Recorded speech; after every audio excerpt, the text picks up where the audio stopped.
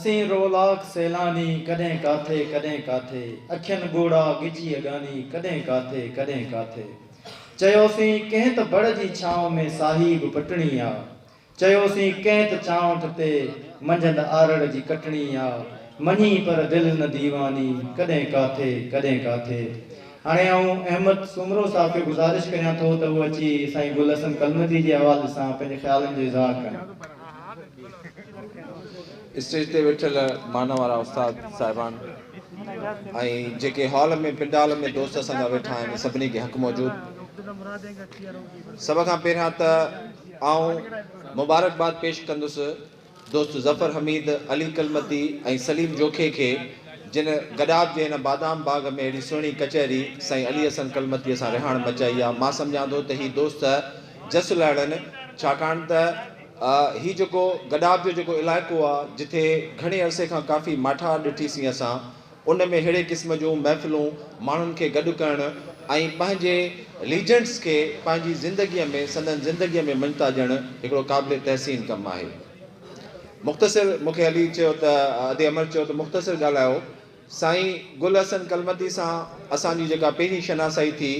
सा तॾहिं थी जॾहिं असां कराची यूनिवर्सिटी में पढ़ंदा हुआसीं ऐं गडाब जा दोस्त ज़फ़र हमीद ऐं राशिद वाढेलो मुंहिंजे साम्हूं वेठो आहे। इहे जॾहिं असां सां गॾु पढ़ंदा हुआ त उन्हनि सभ खां पहिरियां असांखे साईं गुल हसन कलमती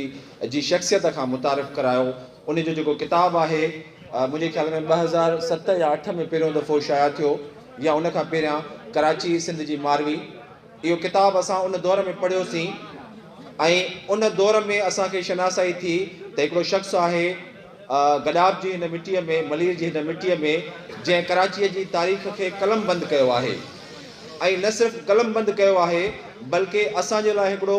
रेफरेंस मैटर तयारु कयो आहे असां जहिड़नि शागिर्दनि जे लाइ, अदब जे तारीख़ जे शागिर्दनि जे लाइ, त असां उन रेफरेंस मैटर खे इस्तेमालु कंदे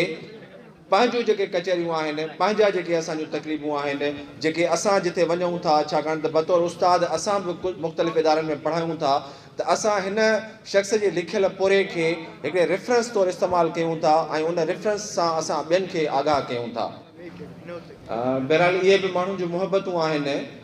साईं गुल हसन कलमती लाइ जो उहे एतिरे सिक सां आया आहिनि। मां पंहिंजी ॻाल्हि खे मुख़्तसिर कंदुसि त हिकिड़ो साईं गुल हसन कलमती जो रुख़ आहे जंहिंमें हू हिकिड़ो अदीब आहे, हिकिड़ो तारीख़ साज़ शख़्स आहे जंहिं ख़ासि तौर ते कराचीअ जी तारीख़ खे सहेड़े पेश कयो आहे। ऐं जीअं मूं चयो त जेके असीं अदब जा तारीख़ जा शागिर्द आहियूं या असां जेके मुख़्तलिफ़ इदारनि में पढ़ायूं था, असांजे लाइ हिकिड़ो रेफरेंस मटीरियल आहे त असां साईंअ जे लिखियल पुरे खे इस्तेमालु कंदे पंहिंजे शागिर्दनि ताईं उहा इंफॉर्मेशन पहुचायूं था जेका उन जे किताबनि में कलमबंद आहे। साईं जो हिकिड़ो रुख़ इहो आहे त हू अदीब आहे, तारीख़ ते हुन कमु कयो आहे। ऐं ॿियो रुख़ जंहिंखे मां शायदि वधीक अहमियत ॾियां थो या जंहिंखे वधीक मूं ॾिठो आहे, मां चाहींदुसि त मुख़्तसिर उन जे बारे में मां ॿ अखर ॻाल्हायां। हिते साईं वारनि कुझु वक़्तु पहिरियां कीरा जे नाले सां कराची इंडिजीनियस राइट्स अलायंस जे नाले सां हिकिड़ी तंज़ीम ठाही जेका बाद में सिंध इंडिजीनियस राइट्स जे हवाले सां उन जो नालो मटायो वियो। उन जूं कुझु ॿ टे गॾिजाणियूं अहिड़ियूं हुयूं जिन खे मूं बि अटेंड करण जो मूंखे मौक़ो मिलियो ऐं मूं ॾिठो त हीउ शख़्स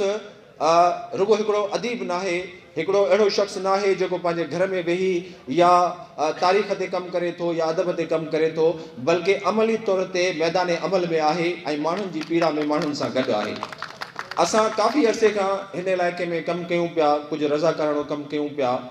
थोरा थोरा नंढा नंढा कम असां पंहिंजे प्लेटफॉर्म तां कंदा आहियूं ऐं गुज़िरियल 4-5 सालनि में मूं ॾिठो आहे त साईं अली गुल हसन कलमती न सिर्फ़ु इहो त हितां जे माण्हुनि जो हिकिड़ो शऊर आहे बल्कि हितां जे माण्हुनि जो भरजलो आहे। तव्हां गडाब जा जेके माण्हू ॾिठो था, दोस्त ॾिसो था, नौजवान जेके यूनिवर्सिटियुनि में वञनि था, जेके रज़ाकाराणो कमु कनि था या सिंध जे अदब ऐं सियासत तालीम जे शोबे में जेके बि माण्हू निकिता आहिनि, उन्हनि में हिकिड़ो वॾो कंट्रीब्यूशन आहे साईं गुल हसन कलमती साहिब जो त हिन हिकिड़ी खेप तयारु कई आहे, हिकिड़ो कैडर तयारु करे रहियो आहे जेको मलीर जी मिटीअ मां फुटी रहियो आहे ऐं सिंध जी ख़िदमत करे रहियो आहे। मां सम्झां थो त साईंअ जी अदबी पोरे सां गॾु असां जेकॾहिं सभ खां वधीक खेसि मान ॾेई सघूं था। जेकॾहिं मां ज़ाती तौर ते मूंखां कोई पुछे त मां चाहींदुसि त अहिड़नि शख़्सनि खे सलाम कजे जेके हर